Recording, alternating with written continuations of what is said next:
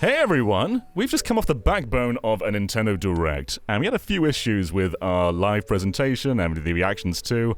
So I think it's best that we just get it all out there, our impressions, what we felt about the presentation, because you in particular, Steve, had some problems. So I think it's good that we get the full story out there, the Steve exclusive. What did you actually think about the Direct? So I stand by the fact that it was not like the strongest Direct, but that doesn't mean like I always say this, like a bad Nintendo thing is often a good overall gaming thing. And that's not to say this is a bad Direct, but I would describe it as like a middling one. I think there were some pacing issues. I think that if you're fans of particular things, you ate really well today. But I think there are also some things that personally, as like a bigger Zelda fan and a bigger Splatoon fan, for example, I didn't quite see everything I was hoping to see. But that doesn't mean there wasn't great stuff. There's some stuff that I was super, super excited about. But in the moment, I didn't have audio even. So I was just like, the slideshow is very neat. Right. So yeah, I think that there's some really cool stuff that I can't wait to talk about. Yeah. I put a list of stuff together that I quite liked and I'll probably end up buying, and it's quite an extensive list to be honest. But in the moment, I remember watching this presentation and Ash said, we're 20 minutes in, we're halfway through. And I was like, wait, but I've barely seen anything I want yet. I think they definitely didn't pace it that great. There were spots where it's like, oh, should this have really been in a Direct? But then there's also these big games which will be like defining the Switch, like the new 2D Mario. But Ash, what did you think? I know we've had some time to settle. What are your impressions on the Direct? I've had kind of a weird experience with it as well, because I was thinking about exactly what you just said, John. I remember looking at the clock and I'm like, we're halfway through this thing and I don't feel like we've seen very much. But then we were talking before recording this discussion, and when we saw, you laid out the list of things you're looking forward to, and then I sent over the list of everything announced during the Direct, and it's like, whoa, no, there actually was a lot here, but it just for some reason felt like there wasn't. And I even looking at the list right now, I'm like, yeah, there was a lot, but I still feel a little bit let down. I don't know. It wasn't a terrible Direct by any means, but I do think it was one of the more, as you said, Steve, middling, I guess. I mean, that might even be too severe. It was fine, and there was the highs were incredibly high. I'm so excited about Super Mario RPG, but and other stuff. But the lulls between the highs, I feel, were lower quality Direct styles than we usually get. I guess is what it is. It was just weirdly paced. I don't know. Something about this felt off, even though I liked what we saw. Right, because there's big stuff in here. And by the way, I quite liked the Direct. I thought it was good. I don't think it's one of the best, but I think, as you were saying, there were high highs, and those highs were great. But there's also stuff like Persona 5 Tactica. We've known about that game for a while. It looks great. Sonic Superstars, we've seen that game elsewhere. It looks great. We didn't really learn much new, apart from getting a little bit of a taste of T. Lopes' music, which is great. Right. Yeah. But there's also some really cool lower key reveals in here, like Penny's Big Breakaway. That is the game by Christian Whitehead's team. They teased this a while ago. This is our first look at the game ever, and it looked fantastic. It looks great. I was already kind of like, oh, this looks pretty cool. And then we found out it was, Christian Whitehead's team's game. And I'm like, oh. And then we heard T. Lopes is on music. And I'm like, oh, okay. I'm in for this. Yeah. Yeah. I'm in for anything that team do, but a new 3D platformer, all the way in. It feels like the genre's really come back. One game that I've come back around on, we saw in the Direct the reveal of the new Detective Pikachu game. And in the moment, I was like, oh, wow, we're finally getting this all these years later. But now I've had time to process. It doesn't look great. I compared it to the original Detective Pikachu. I think it might look worse than the 3DS game. There's like no shading or shadows anywhere. It looks weird. Yeah. It does. It also seems like they're positioning it as a budget title. Like it's $49 here in the US, which I was shocked by. And I think that's a good price for how it looks because it's clearly, when you take into effect that Nintendo is now essentially a company that feels comfortable charging prices that are in line with AAA PS5 and Series X releases for their best games, with Tears of the Kingdom recently having been $70, this belies that this is not as important of a title to them, that they see this as like a very casual game. I think it's priced just a little bit higher than Everybody Want to Switch, or maybe at the same price. Maybe. It's just weird. 'Cause Yeah. This is now a multimedia franchise. There's a film. You'd think there would be higher priority on this game. It was announced in like 2018. It's Yeah, I It's want to know very more. odd. What happened? Yeah. It's very weird. I had to double check. It's actually $20 more than Everybody Want to Switch. So Oh, okay. that says a lot about Everybody Want to Switch. Yeah. right. But I feel like Nintendo has shifted their focus away from Detective Pikachu in a big way. Like, remember when Detective Pikachu was like the Nintendo game we were all praising? Oh, yeah. Yeah. And more importantly, the video game movie we were all praising. And it feels like it's fallen so far by the wayside at this point. I truly feel that this is just a game that they're like, well, we promised it, and canceling a Pokemon game would be a really big deal. So Just we're just gotta going to do get it. it out the door. Yeah. Yeah, we just need to Right. get rid of this. Well, And sorry, oh, go ahead. John. No, you go ahead. And Detective Pikachu Returns isn't the only weirdly uneven appearance Pokemon had in this, because we opened with a new trailer for the hidden the hidden reward or whatever treasure of Area Zero, the DLC for Pokemon Scarlet and Violet, but it didn't really show much new. It was a weird way to start, because it's just like, hey, it's still coming. Here's something a little bit new about it, but that's it. And I don't. Like you were saying, John, there were things in the Direct that didn't really feel like they needed to be there, like Sonic and Persona 5. We knew about them. I don't even know that we needed this new Pokemon DLC trailer. I feel like Now, there wasn't much to it. As much as I wasn't surprised or delighted by the presence of Persona or Sonic, and don't get me wrong, both games look fantastic. I do think that that's assuming a lot on the part of the viewer. Like, the viewer that watches That's these true. may not watch other platform holder stuff, so they Fair they may point. be finding out about these for the first time. And I think it is important for Nintendo to show these games off, like, hey, we are getting these day and date Totally with fair other point. platforms. Yeah, Yeah. that makes sense. Also, on the same note, Metal Gear Solid HD Collection, that had no platforms announced. Oh. It just said modern Right. platforms for like a month. I'm happy to finally know it's coming to Switch. And we're getting the NES versions as well, which they've never re-released, to my knowledge. This was my biggest surprise outside of anything Nintendo announced. I was actually really thrilled to see these. MGS2 is one of my favorite Hell yeah. games of all Yeah. time. Just such a good seminal it's PS2 game. Wonderful. Yeah, and to see it on the Switch, like, it's perfect for that. Like, they don't need to be remade. They don't need to be, like, HD or anything perfect, even though they are, it seems. Yeah. I just love the idea that I can have these games on a portable platform. Right. The Absolutely. Vita had HD versions too, but the Vita doesn't have 4 shoulder buttons. So to like open Yep. your items, you had to use Right. the back touch panel, which was awkward. And it's great that you can finally do that. In fact, I think you had to pinch to go in first person mode, maybe? It's been a while since I played those. Oh, I Oh, think man, yeah, yeah, it's I been a something while. like that. And on a similar But note, Batman Arkham is great to have on the Switch. Asylum's one of my favorite games of that era. I'm really happy to have that back. Yeah, that was out of nowhere. I'm definitely happy to have the Arkham trilogy. Sorry, Origins. I guess we don't talk about you anymore. Obviously, different development team, but yeah, it's great to have the Arkham trilogy. As you guys are saying, MGS. Those are 3 of my favorite games ever, particularly Snake Eater. And to have them, I remember when we first got the reveal, and one of the first thoughts I had was, man, this is so cool. I just really hope it's coming to Switch as well, because to have all 3 of those games in a handheld format again. And TV and handheld because it's Switch.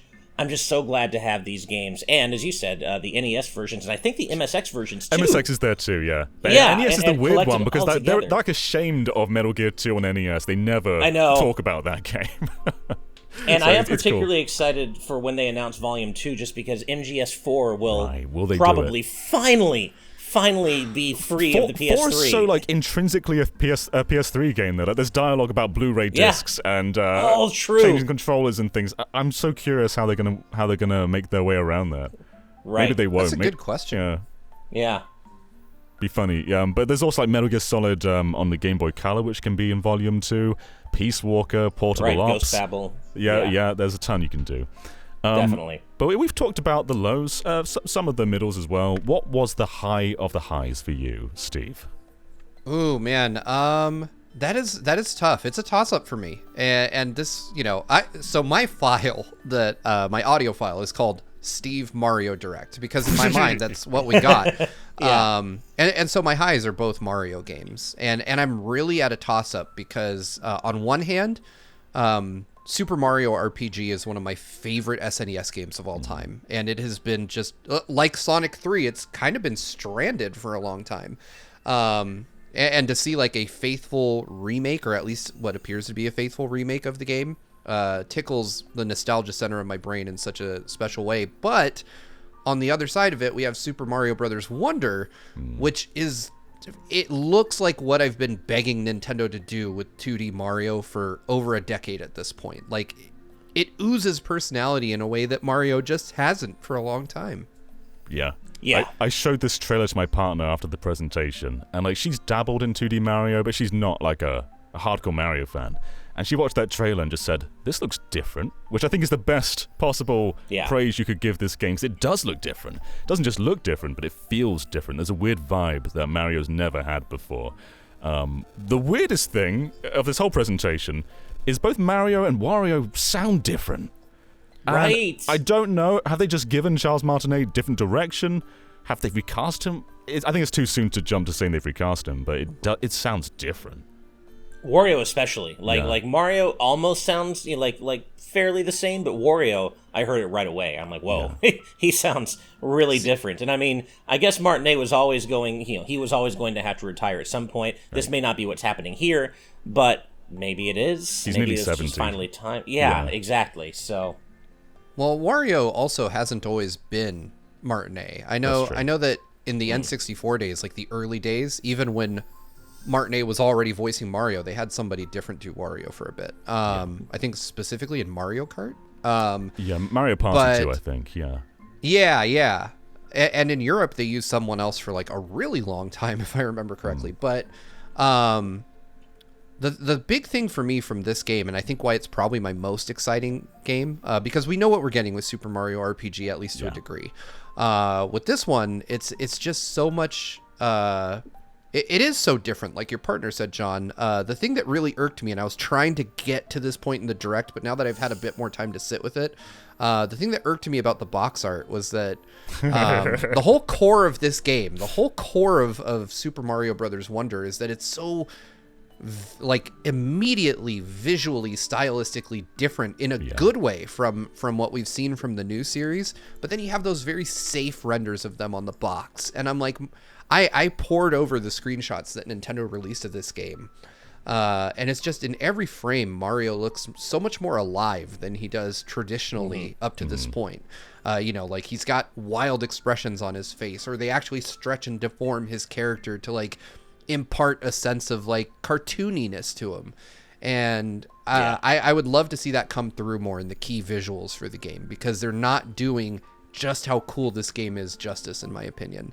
I just, even simple things like there's that one scene in the trailer where Mario is stretched up like this, but he's a silhit, and it reminds me of like Donkey Art games where like or Donkey Kong even where he had the red tie still. It feels like this is this game's tropical freeze moment. It does. And I love that about this. it also reminds me of... Oh, go ahead, John. No, you go ahead. Oh, it also reminds me of Weird Mario from Mario Maker, which is always a good thing. Yeah. That's always a good thing, and I love seeing that kind of weird style return in a like new mainline 2D Mario game. Right. Well, I even love that when Mario gets a mushroom at the beginning of the trailer, like they do a little sunburst behind him to like emphasize that something cool happened. I'm like, I love that they're just like not taking him so seriously this time around, that they're actually like being playful with the character again. Right. Mario in the Switch era has been interesting because like some people are like, oh, they've forgotten Mario. There've been like 50 Mario games in this era, but I think there is definitely truth to that. Mario Odyssey is basically the only mainline one. Like, we've had Mario Maker, we've had ports of 3D World. Like Bowser's Fury is the closest we've come to a follow-up after Odyssey. And not only is this sort of the return to just a mainline Mario, but it's something that we would not have got 5-10 years ago, because Mario definitely went through a sterile spurt.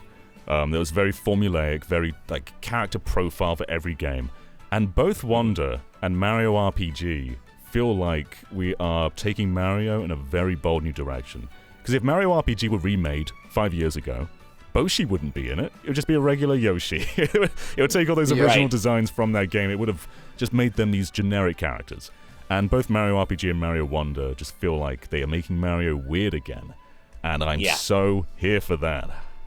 I am rewatching the Mario Wonder trailer yet again right now, and I'm still just struck by how vivid and punchy the art style is. We have needed to move on from the new, style. The new style always felt so generic. Like, there are some good games in it, some great games. I thought new Mario U and Wii were great games, but they still felt so generic, and this just brings so much personality back. And like the stretched out Goomba, like I just saw that again, like it just brings out so much personality in 2D Mario again that I think has been missing for a long time.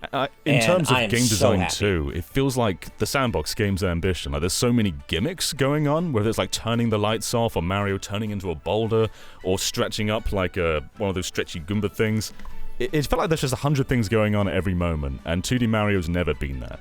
2D Mario's always been Mario is static, the levels are where you get that ambition, but this is kind of the flip of that. Like Steve was saying, a bit more like UBRT or a bit more Donkey Kong-y. That's how it feels. Right. Oh, And yeah. one thing that... Oh, go ahead. No, please. One thing I'm potentially excited by is we get a few shots of the world map, and it looks like it could possibly be like an expanding world map like Super Mario World, and not like a linear style like Mario 3, for example. And I'm really hoping that's the case, because that's one of my favorite things about Mario World, is how you're constantly finding new areas on the world map that hide secret courses. So I'm super excited about that possibility. Yeah.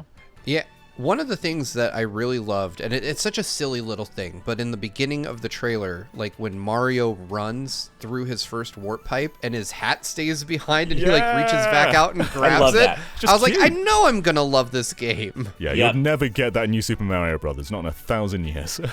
Yeah, I'm Yeah. reminded, John, of conversations we've had probably in videos over the years where you compared Tropical Freeze and the new series and how there's so much vibrance and liveliness to the backdrops even. Yeah. That it feels like the world is alive that Donkey Kong is in, and how by comparison the new series lacked that. Like it felt very static, like you mentioned just now.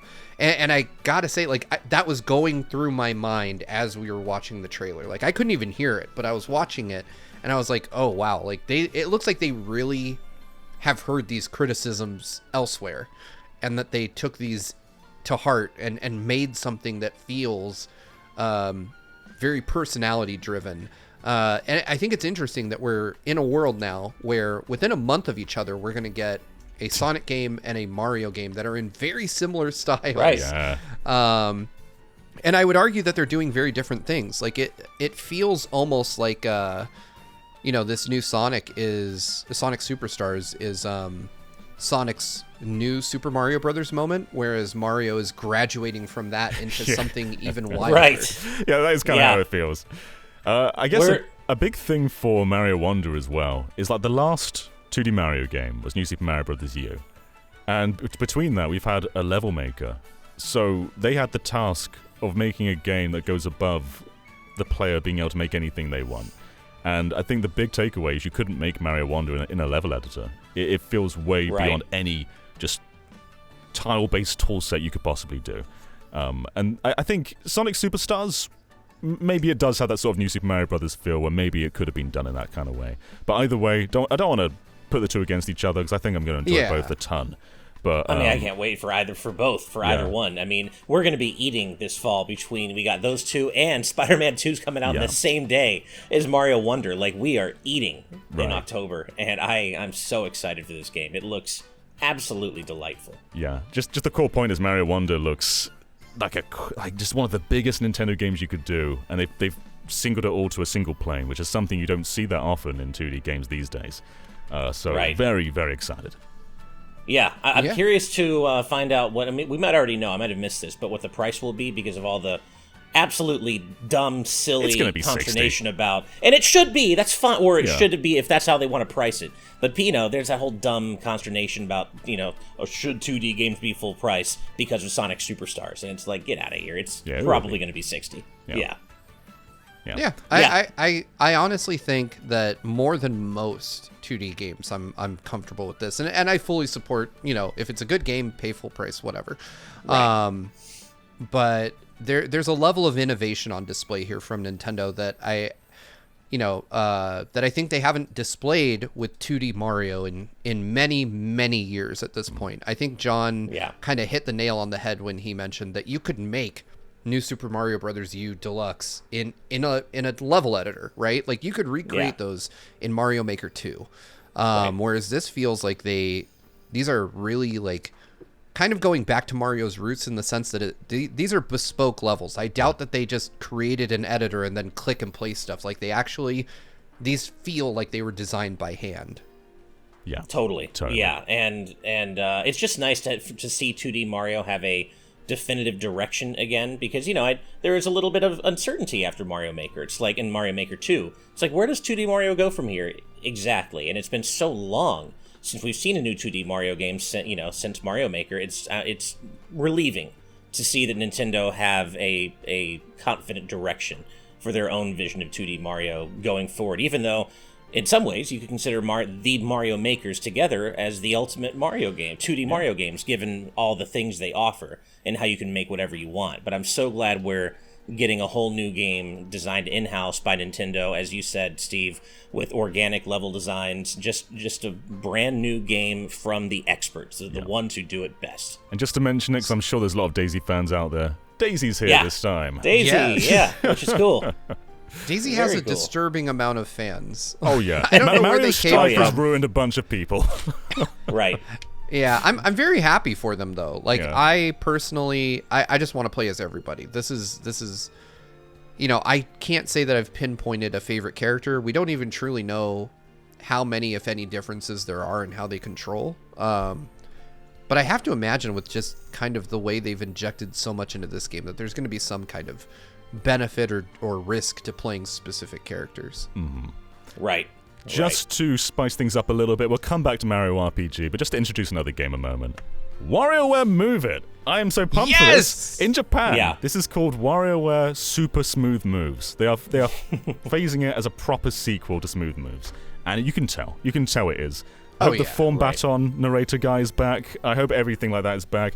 Smooth Moves is my favorite in the series. I just think it's just the perfect marriage of these quick little micro games in motion. It's so cool. We got a little glimpse of some retro stuff. Pikmin's in there.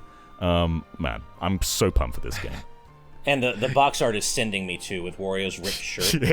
It's so good. Oh, I need to see it. I've not seen the box art yet. But it's great. Yeah. What a surprise! I know. I'm looking forward to WarioWare. Like, I didn't expect, obviously, I don't think any of us expected 2 WarioWare games on Switch. And I will, if you watch our live reaction, you know what I'm about to say here. I'm going to be the turd in the punch bowl for a moment, as my dad would say. And that is that it's a little, it feels weird to have 2 WarioWare games, but still not a single Rhythm Heaven. And that makes me a little sad. I'm a little let down by that. It's not WarioWare's fault. Still looking forward to it. But I'm a little let down. We're going to go an entire console generation with no new Rhythm Heaven. And that, it's been years now since Sunku beat Cancer. He said he's down to do another one. Meanwhile, that was years ago. And now, Nintendo's like, what's a Rhythmic Haven? I don't, what's a rhythm what? Huh? So that's a little sad. I was hoping maybe this was it. But I think we're going to go the entire Switch generation without a new one. And that makes me sad. Be a shame. Yeah, I mean, I hate to play devil's advocate here, but I feel like we're in the 7th year of the Switch's life, which is, for a home console, nearly unprecedented territory. Yeah. And I think that Nintendo is trying to squeeze as much life out of the Switch as they can. And that means going with safer choices for your offbeat stuff, right? And I think personally, as a fan of, broadly speaking, a Nintendo fan, I think Rhythm Heaven is a bit more niche, right? And a bit less safe than WarioWare. I think WarioWare kind of managed out of all of Nintendo's, like, I don't even want to say B tier, but they're like offbeat titles. Yeah. Right. It managed to kind of secure this place where a large contingent of Nintendo's fan base turns out for these games because they're just so wacky, and they use a lot of Nintendo's IP in ways that people traditionally don't expect Nintendo to allow them to be used. Yeah. No, you're totally right. I'm very much in a very niche minority who's like Rhythm Heaven, but you're so right, Steve. Like, I'm hopeful WarioWare that is the I'm hopeful we'll get our inevitable like Tears of the Kingdom micro game. Like, Oh, because yeah. we We had had a that Breath of the Wild. one and Get It Together. It was a bit lame. Yeah. It was just smacking a box and making it fly with status, but yeah, I'm so pumped for this though, because like while it is weird that there's two WarioWares on the same system, which has been done before on the DS, but Right. what's strange about this though is WarioWare hasn't had a traditional game in a long time. And when Get It Together came out, we're like, oh, finally a return to form. But it still wasn't really a return to form. Right. Like, It was, its own thing. like we had Gold, which is, it was an amazing game, but it was a compilation that owes everything to what came before. But before that, the last mainline was Smooth Moves. Like we had Game & Wario after that, and then just nothing. So yeah, it is strange we're getting two WarioWares, but this is a very different one to Get It Together. Yeah, I didn't know that this was a Smooth Move sequel. In our reaction clip that you uploaded for us, John, I literally put Smooth Move Wario as the description, and I'm so happy to see. Like it tickles me in the same way that finding out that Link Between Worlds was a proper sequel in Japan to Link to the Past. So I'm here for that. I love when they dig out like an obviously well loved game that's old and we get a surprise sequel. WarioWare has always been one of those series that I just, those are automatic day one purchases for me, and this will be too. Yeah. Definitely. And really quick, I want to sneak in one that we'll probably not mention at all. Yeah, go ahead. But one of the lowlights, well, maybe the lowlight for me of this whole thing, because I was talking about Rhythm Heaven earlier, and we got one rhythm game here, and this was initially revealed like 2 weeks ago during, I think, Future Game Show, and that's that weird pigeon rhythm game. It's called Headbangers Rhythm Royale, and at first I was like, oh, this looks suitably weird, but during Future Game Show, we didn't see gameplay, and I'm like, I don't know. Turns out, I think there's a reason for that, and we saw gameplay today. It doesn't look very good, unfortunately. It's hard to and I'm tell, like, yeah. It could be like wacky okay. fun with friends, but it didn't That sell looks me like in the a presentation. looks like a skip for me. Yeah, for sure. Yeah. I think we can save Mario RPG until the end. Let's put some more stuff in there. Sure. The Peach game. Very little to say about it. They didn't have a title. They didn't have a date. We don't know what it is. Do you have any impressions? This announcement was the weirdest one for me by a landslide Mm-hmm. because I want it. I very much want a Peach-focused game. I think it's really cool that Nintendo is working on one. I don't know why they announced it today. Like, it why? felt like they just, for some reason, wanted to tell us about it, and I got like very like Metroid Prime 4 energy from it. Like it's way too early to tell us about this. If you don't have a name, you don't have a release date. 2024 is we could be talking about more than a year out from release. Yeah. I feel like there's probably immense pressure on Nintendo internally to capture some of that Mario movie energy. But this could have waited another 6 months probably. Yeah. Before announcement. Still cool that Right. Peach is getting her own game for the first time since Super Princess Peach, but like this, Right. it's hard to say anything about this because we know nothing about it. And as Right. much as I like Super Princess Peach, it will be, assuming it doesn't use the same gameplay hook, which I don't think it will, it'll be nice to have a Princess Peach-focused game that isn't about her using her emotions to, defeat enemies. That wasn't a great look in hindsight, so I'm glad to have, what will assumedly be a Peach game that does not rely on her being emotional to, rescue Mario and defeat the bad guys. Yes, absolutely. Also, Dragon Quest Monsters. They announced this game with like a PowerPoint presentation slide like a month ago. I assumed this was so far off, but they just did a big gameplay reveal today. We haven't got a Dragon Quest Monsters game in the West since the DS. And I'm so happy we're finally getting this. There's always been like a stigma against monster collecting games, I think because Pokemon just has that crown and everyone just thinks Pokemon when they think monster collecting. But I hope that this is the game that gives Pokemon a run for its money. It won't be financially, but in terms of quality, I hope this is the one.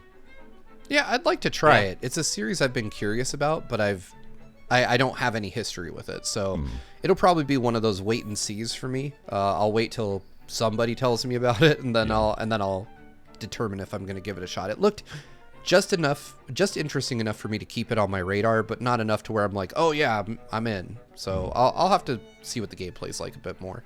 Yeah. Right. On the same sort of path, Star Ocean, the second Star Ocean game, the second story is getting a remake. Yes. And it looks just scrumptious. That Yeah. art style is just. I want to see Xenogears done that way. Hell It yeah. looks so good. Yes, please. I Yeah, played this I love it. in my teenage days, and it was like an instant one of my favorite games on that platform. It's just so cool. yeah. And seeing Great it like game. this, man, I wish Square does this with all their sort of SNES, PlayStation era games. I do Yes. hope they keep the original voice. I'm sure they're going to redo the voices, I'm which sure is they fine. will. But I do hope they keep the original voice track in as an option, because that game, as you know, John, was so full of just the cheesiest. It was during It's the dark of its ages, era. like PS1, Yeah. voice acting. It was absolutely just from that era of bad voice acting, and Dragon Howl over and over again. Like, I want them to keep that original voice track in so bad. Yeah, absolutely. There was also like a duo of announcements too. Pikmin 1 and 2, I did not see coming. They're not like high effort remasters. This isn't Metroid Prime level. This is how you'd expect Pikmin to look via Dolphin, basically, in HD. But I never thought that the Switch would have the entire Pikmin saga, not just the trilogy. We've already got 3 forthcoming. Now 1 and Right. 2 on the platform. I would never have predicted these two to come. Right. I'm so happy for Pikmin fans. I'm not a big Pikmin guy myself. This is your I am a little time. This is your interested time in to pick 4. them I up know. and become a Pikmin fan. I liked what I played of 3, but I'm a big fan of the more third person, behind the shoulder perspective of 4. So I think 4 might be the one that might grab me a little bit. But either way, I'm so happy for Pikmin fans. This is great news for them. And Pikmin 1 and 2, they're out right now on the eShop. I think physicals are launching in September, but right now you can go on there, and I think they're, in the UK at least, they're £40 to get together, or £25 each, which I imagine is around $20 each, which isn't a bad price. I not at all. don't think it's bad at all. I picked them both up already. Oh, nice. All right. Nice. And we've got Pikmin 4 exactly a month out from today. Which is Yeah. cool. Yeah. Well, I figured like you were saying, John, I really like the idea of having one platform where I can have entire series available like this. So I was like, 1 and 2, and I have 3, and now 4 is coming. So I don't know when I'll play through them, but I knee-jerk picked them up as soon as the direct was over.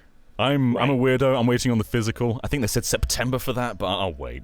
But it's weird, though, because this year, back in February, we got Metroid Prime Remastered, and now we're already on 2 more GameCube games. And like, if you look at the Switch's just entire library, like we've got Resident Evil 4 Zero Remake, we've got Super Mario Sunshine as part of All-Stars. Like, there's definitely a big GameCube library filling up, like Tales of Symphonia. We've got quite a big bunch. And there were rumors a while back about Prime 2 and Prime 3 coming. Are you expecting even more GameCube games? I keep wanting to say that Wind Waker's coming. It feels like Where such is an it? obvious Where choice. is it? That Yeah, and Twilight because Princess. The Yeah. only console that has more of a presence on the Switch than the GameCube is the Wii U. And that game exists on both, and we still don't have it. So I'm a bit surprised. I feel, though, with Tears of the Kingdom kind of being the focus for Zelda fans, that we're not getting Wind Waker anytime soon. But I also wouldn't completely write it off, because it seems like the Switch's life cycle is going to go way longer than even I expected at this point. Yeah. Yeah. I could see that being something that's part of maybe like a September direct, several months out, removed from Tears of the Kingdom. Oh, a couple holiday budget games like that would be like, you go. if you threw, those out for $60 as a collection, easy money. Easy. My immediate thought for the next one is F-Zero GX. But I was going to say the same thing. I think the big difference, though, is Metroid Prime is coming out because Prime 4 is coming out. Pikmin 1 and 2 are coming out because Pikmin 4 is coming out. I don't think a new F-Zero is coming, but I think GX has less to prove than these other games do, because I think if you did GX, it would be a one-off. Unless I think it makes it sense. somehow spurs the continuation of the series, Right. I was going to Right. say I could see GX being a way for them to gauge interest in the series. Like, because maybe. Nintendo has to know that there is a contingent of fans that fervently want a new F-Zero. Right. But I think they've said as much, like, well, it didn't sell well, so this may be an easy way for them to test the waters. Like, hey, let's throw a third party at this. Let's just have them, enhance it, remake it, upscale it, whatever you do with it. And let's just throw it out as a budget game and see if the fans that say they want a new F-Zero actually buy an F-Zero when we make it available. Right. Right. Unlike And GX Pikmin, I don't think it could just be a 1080p port, though. I think you'd have to add online at the very least. Yeah, Oh, definitely. agreed. And I don't GX is think such a widely loved game. I like, F-Zero game that I think that would be a relatively low effort way for them to, as you guys said, gauge interest and just say they can say they have a new F-Zero, and they can say, fine, shut up, we did what you wanted. Here's a new F-Zero. And that seems like a relatively low effort way to do it. Yeah. One of the weirdest announcements, Luigi's Mansion Dark Moon, or 2, is getting a port. So strange. this broke my So heart. strange. It's yeah. weird, because, like, Dark Moon is a good game. It's not, like, a highly revered classic, though. It's sold well. But I've never really thought to myself, like, oh, man, we need Dark Moon on the Switch. I would have much rather they just do the first one, which already has a 3DS Yeah. version they could have ported. It's odd. Yeah. I Well, don't it felt quite- so weird to me because I love Luigi's Mansion 1 and 3. Like they're amazing games, but 2 was just kind of there, and I remember being very excited when I got my review copy of Dark Moon way back when, and putting it in my 3DS and playing it and being like, I have to finish this, don't I? I just I didn't love it. Not near. I mean, it's not a bad game, but it wasn't. It's not the game I would want for sure. And if I had to get 2, I'd rather get it as like just a collection of lower effort ports of 1 and 2. Right. And then that would make me feel probably better about having 2. But having 2 by itself, yeah, it just feels strange. Like 1 now has this great version that's stranded on the 3DS, which the eShop just died for. Like it's a great time to capitalize on it and sell it back to us. But yeah. If it were both, you know I'd what? be I'll like, still pick it up. I understand, but like, yeah, it's weird. And there's like 30 other 3DS games that would have chosen ahead of this. Like Kid Icarus Uprising, A Link Between Worlds. Why this one? I said during our reactions, like, what if this is Bandai Namco's port? And that would be a bummer. Oh, I think I was particularly emphatic. I'm like, get out! No, stop it! Desist! Cease! Yeah, but like, it's not like an offensive thing. It's just like, No. why? It's a very weird choice is what it is. Like Yeah. I think that, again, this is a series where I would take 2, but it would be more of like okay, I have 1 and 3, so I want 2 to be able to say I have all of Luigi's Mansion on the Right. Switch. Yeah. 1 is just, to me, like an all-time classic, like excellent game. 3 is right up there with it now for me, but 2 just kind of it doesn't enter the conversation for me. I'm glad it's getting a port because I'm glad it's being taken off of a platform that Nintendo has officially killed.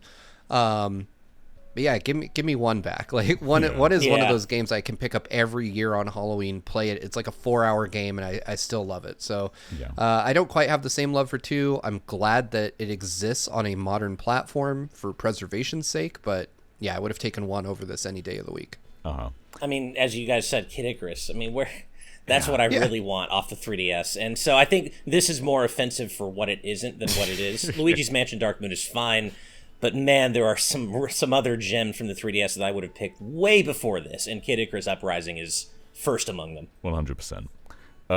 There wasn't really that much more apart from Mario RPG, but there was the Mario Kart booster pack course.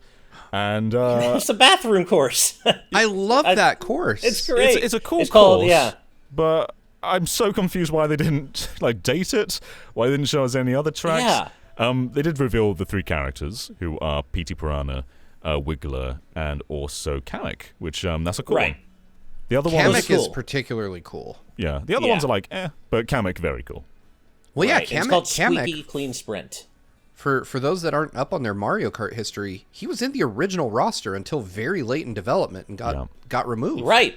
Yep. Yeah, big deal. So this is kind of a cool full circle moment. And yeah, I agree with you. I actually thought, John, that there would be a bigger presence for Wave 5 in this Direct. I thought maybe we would see the full lineup of courses, or maybe more than one, maybe a release date. But at the same time, Wave 4 felt like it came out a little bit early, sooner than I think we all expected. So Wave 5 taking a little bit longer does make sense. Yeah. It does. And I'm looking forward to seeing when we get it. And yeah, the new course, Squeaky Clean Sprint, looks like a blast. And what a great idea for a course, just in a bathroom. Who would have thought that? Yeah. All right, the final game, Super Mario RPG. When the 3DS was on its way out, they did remakes of the Mario and Luigi games, so Superstar Saga and Bowser's Inside Story. And I think they weren't bad, but they lost the identity, especially Superstar Saga, lost the identity of that first game. It made it feel very by the numbers. This is not that. This feels like it's honoring Mario RPG and really bringing it up to a modern standard, especially with the music. The music in the trailer was blowing my mind. Oh my god! I still need to hear it. Oh, you do, yeah. Yeah, I've not heard the trailer. I've seen it. I've not heard it. But I will admit, be so happy. This is the best way they could have done a remake of this game. I think so much of this game's identity is in the fact that all the characters are like squat, short, chubby little guys, and I love that they kept that because, like you said earlier, John, I think 10 years ago they wouldn't have. No. I think we would have gotten something much more akin to the look of Mario and Rabbids, like where they're proportioned, quote unquote, correctly.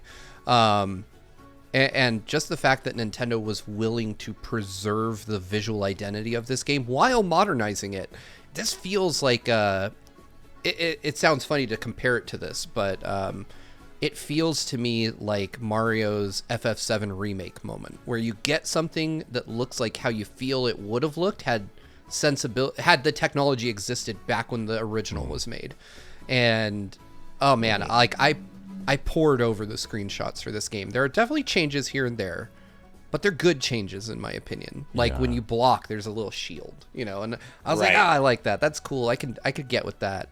The UI is obviously much sharper and more modern. I'm okay with that. But the fact that the characters are still who they are in the original, and that they look the way they looked just with, an actual, an actual 3D representation.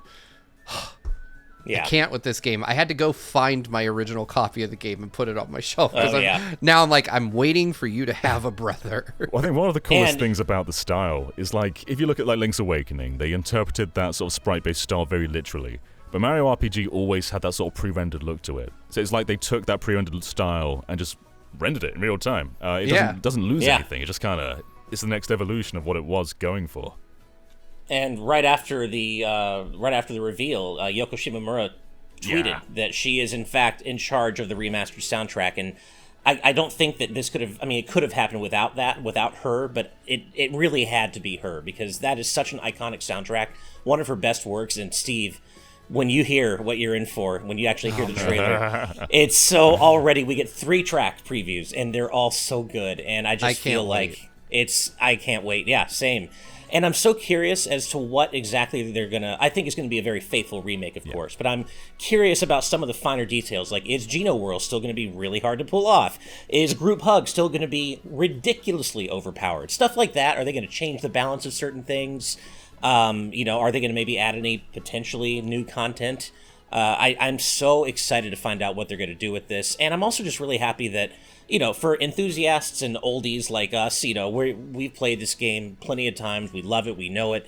But I'm so happy that a brand new generation is going to get to experience this game that may have never bothered playing the original or didn't have access to the original. I'm so glad a whole new generation of players is going to be able to experience how special this game is. One of the things I love in a weird way about this is that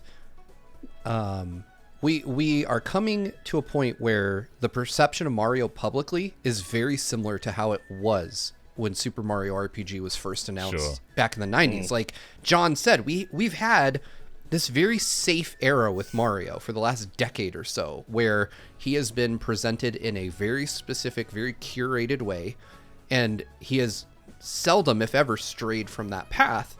Right. And so people kind of see Mario as there's expectations, especially if you're a kid right now.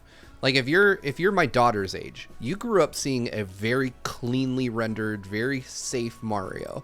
And now you're getting this RPG where he's a chunky little weird dude, and he's friends with Bowser, and it's just it's like this generation of fans is going to have a very similar experience with this game to those of us who were around when the original came out, where we were used to seeing Mario one way, and now there's this wildly different version of him, in this wildly different type of game to what we're used to playing. And I love the fact that culturally that impact will be the same for a lot of people as it was for those of us who played the game decades ago on the Super NES. Yeah. What's really cool too Right. is this game never came to the Super Nintendo in Europe. My first exposure was on the Wii Virtual Console. It was sold for 100 Wii points more than every other Super Nintendo game. It wasn't 800, it was 900 Wii points. We've had it on it was on Wii U, it was on the Super Nintendo Classic, but I still think a big substantial part of this community have never played this game, whether you're European Right. or you weren't born in that time. And the Switch doesn't have a game like this. Like Paper Mario: The Origami King is not like Mario RPG. No. I saw some Not at comments in all. the chat being like, "Oh, why isn't this the Thousand Year Door?" I think you just got to give it a chance because in many ways Yeah. this Oh, is yeah. much. I think Thousand Year Door is a great game, but Mario RPG is a very different level to it. It does different things. Totally. And if you are sort of lamenting a lack of Thousand Year Door, please just give it a chance because I think you'll be very happy with it.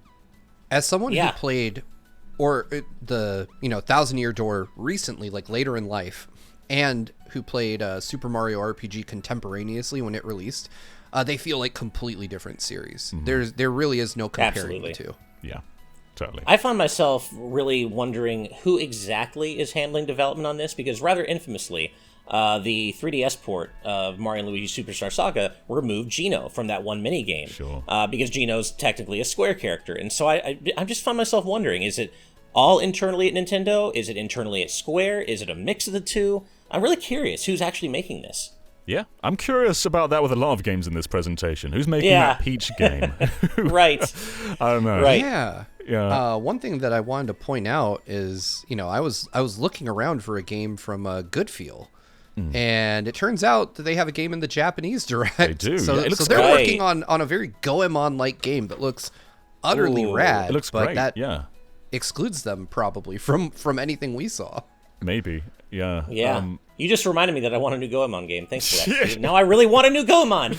Trust, a Good Feel's game will scratch that itch. I feel it's Yeah? it's Okay. really cool looking. Cool, Well, I'll we've check been it out. going on for over the duration of the Direct. So is there anything else you want to say about these games? Anything we missed? Just anything you want to shout out before we wrap up? I will say that Star Ocean made me want a Chrono Trigger remake even more than I already do. Which That please it's- Square, yeah. just listen to us. That's all I want. And I actually retweeted last night an amazing fan video Oh, yeah, of it's what a great. Chrono Trigger HD 2D game would look like. And it was a little hard because I'm so happy for Mario RPG. But of course, one of the big rumors floating around in the days leading up to the Direct was, there's going to be a remake of an SNES game, a beloved SNES game, and Chrono Trigger was floated as one of the possibilities. And I had a feeling it wasn't going to happen, but just it not actually happening is a little, it hurts a little I bit. do want to say this though, as my parting thought, my closing shot for this. I feel like we saw our first Switch 2 game, and I feel like that's Princess Peach. I think it's I a WarioWare feel- Move It. I just feel like Nintendo talking about 2024, which would be the Switch's 8th year, Wild. implies that whatever is coming next will play all these games, because I feel at this point they have to have reached the point internally where their next console is done, done with hardware development at least, and they have to be planning a launch slate for this thing, which is part of why I think we didn't see Metroid Prime 4.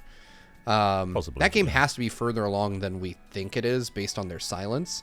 But I do Right. feel like right now there are certain things being held back for cross-gen support.